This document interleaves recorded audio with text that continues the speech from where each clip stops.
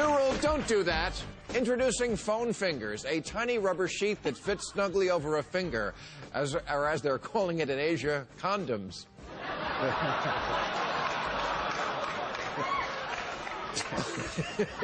Look, if either your finger or your phone has been somewhere so filthy you have to wear protection, nobody wants a call from you anyway. New rule, restaurants that serve the greasiest foods have to stop using the ultra-thin napkins that only work if you take 1,000 of them. These aren't even napkins, they're coffee filters. They absorb so little oil, I'm surprised BP hasn't tried them in the Gulf.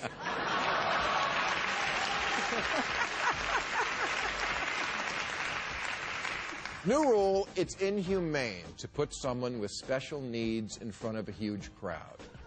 And it's also bad for the baby.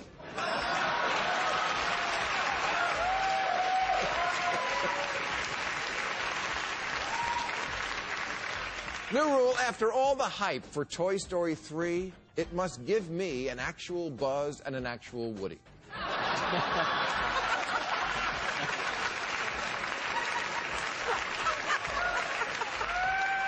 New rule, someone has to explain to me the difference between eating the new McDonald's Big Mac snack wrap, which is basically a handful of burger chunks, lettuce, and sauce all glopped together on a tortilla, and eating out of the garbage.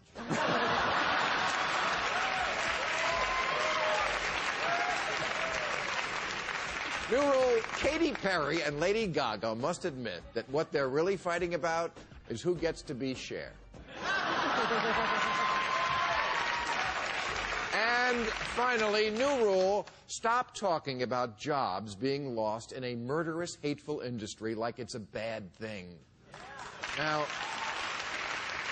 last week, I may have hurt a few feelings when my response to the complaint that jobs will be lost in the offshore drilling business was, fuck your jobs.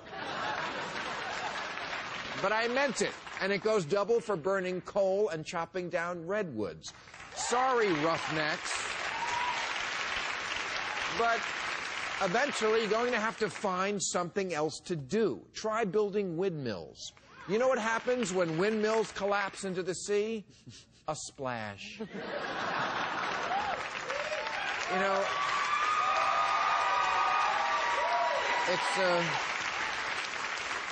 it's Washington gospel that jobs in the private sector are better than government jobs. You even hear Democrats saying it. But oil jobs are private.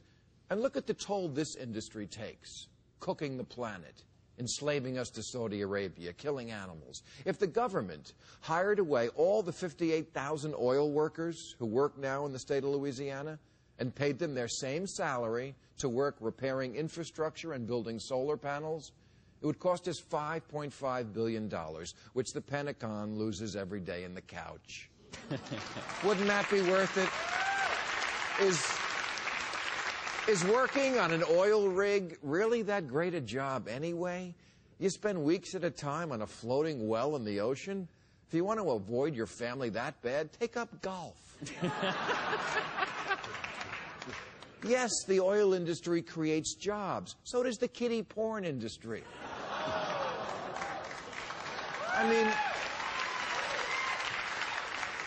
can you imagine someone making this argument? That business must be allowed to dump toxic waste straight into our waterways because treating it is expensive and that will cost jobs and growth.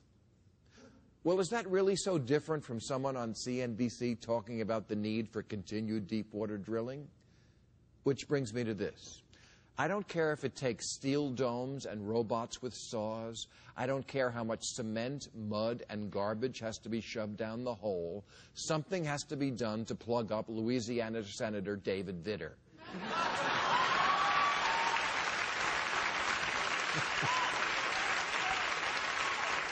David Vitter is a values Republican who a couple of years ago got caught valuing hookers more than his wife. And this week, he finally found a place to draw a line in the now shit-brown flammable sand of his home state.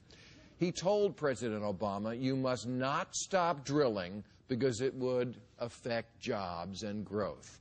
Yes, David Vitter says a moratorium on more drilling could potentially be devastating for Louisiana.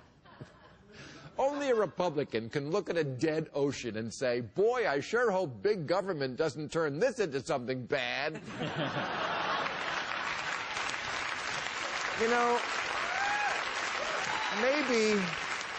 maybe your job needs to go when it starts killing things. Maybe this whole mess is a sign that people who work in the oil industry should look into producing something else that's less immediately harmful, like asbestos suppositories. Or a season of The Bachelor starring Joran Vandersloot.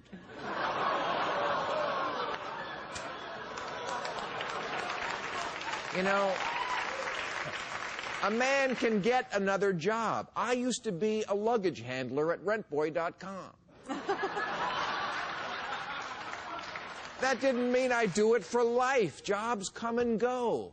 But once a species is extinct, it's forever. Calling something your job doesn't make it sacred. Pauly Shore used to have a job in the movies. Now he doesn't.